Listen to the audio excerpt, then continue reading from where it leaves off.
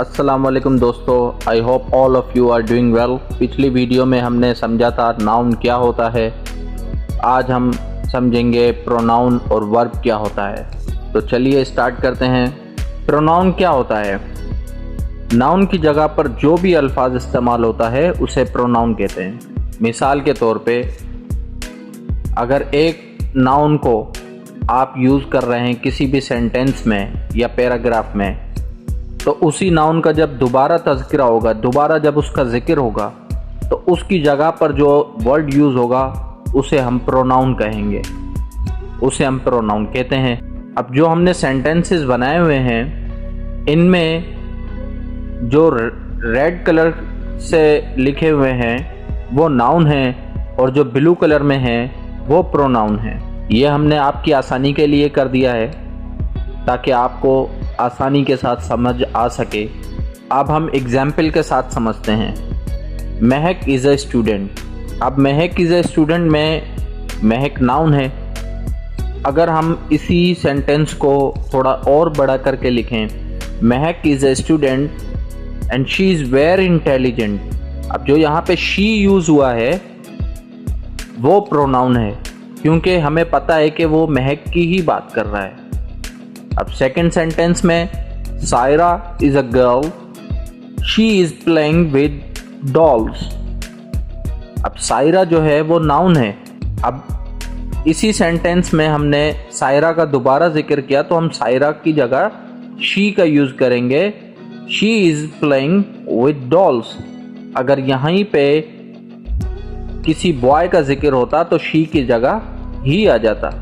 Third sentence हमारा है I bought some tomatoes, most were rotten.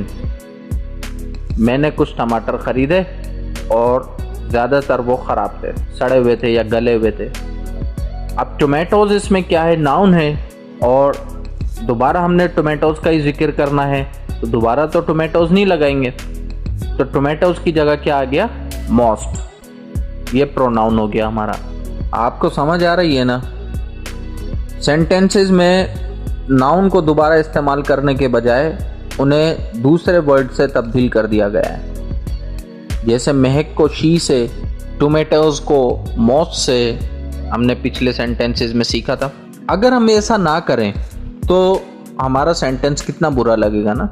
अब देखते हैं कि अगर हम इसको यूज़ ना करें प्रोनाउन को तो कैसा लगता है हमारा sentence. Mahak is a student, Mahak is very intelligent, Mahak is coming today. कितना अजीब सा लग रहा है ना, बार बार महक महक महक। अगर हम महक की जगह शी का इस्तेमाल करें, एक बार महक का यूज़ किया हमने, महक is a student, she is very intelligent, she is coming today. अब हमारा सेंटेंस अच्छा लग रहा है। तो इतना सिंपल है प्रोनाउन को समझना। तो अब हम समझते हैं कि वर्ब क्या है। वर्ब किसी शख्स या चीज़ के बारे में बताता है, एक या एक से ज़्यादा अल्फाज पर मुश्तमिल होता है। वर्ब किसी काम करने को, जिसको हम एक्शन कहते हैं, किसी कंडीशन, हालत या किसी मिल्कियत, पोजीशन के बारे में बताता है। इंग्लिश में कोई भी जुमला, कोई भी सेंटेंस बिना वर्ब के नहीं बन सकता। जैसा कि मैंने पहले बताया है कि वर्ब हमेशा कंडीशन, एक्शन या पोजीशन के बारे में बताता है, हालत, काम करना या मिल्कियत के बारे। अगरचे एक्शन वर्ब का ज़्यादा इस्तेमाल होता है, सबसे ज़्यादा इस्तेमाल जो होता है वो एक्शन वर्ब होता है, लेकिन इंग्लिश में दूसरे वर्ब भी इस्तेमाल होते हैं। तो हम एक एक करके समझते हैं कि एक्शन वर्ब क्या है, पोजीशन क्या है, कंडीशन वर्ब क्या है। तो सबसे पहले हम समझते हैं कि एक्शन वर्ब क्या है। एक्शन वर्ब को समझने के लिए बहुत ही सिंपल है। हमने एक सेंटेंस बनाया है, सुफियान प्लेज हॉकी। अब जो इसमें प्लेज है वो एक्शन वर्ब है। विंड इज ब्लोइंग, हवा चल रही है। She will appear soon, will appear क्या है? इसमें वर्ब है। किसी भी एक्शन को, खाना है, भागना है, साइकिलिंग है, रीडिंग है, स्लीपिंग है, ये सब क्या है?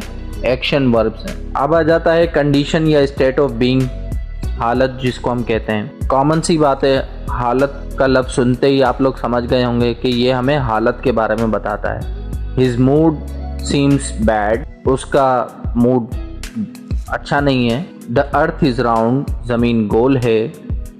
हालत बता रहा है ना, ये कंडीशन बता रहा है। The pitch looks nice, pitch अच्छी दिख रही है। ये सब क्या बता रहा है? हालत बता रहा है। तो इसमें कंडीशन वर्ब क्या हुआ?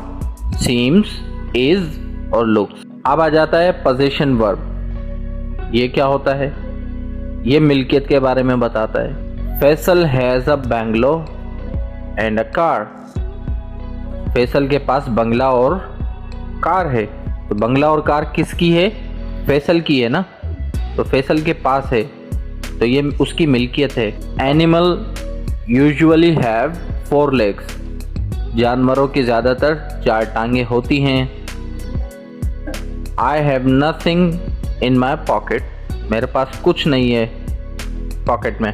पोजीशन वर्ब हमें क्या बताता है? मिल्कियत के बारे में, कि उसके पास है या नहीं है। आई होप कि आप लोग समझ गए होंगे।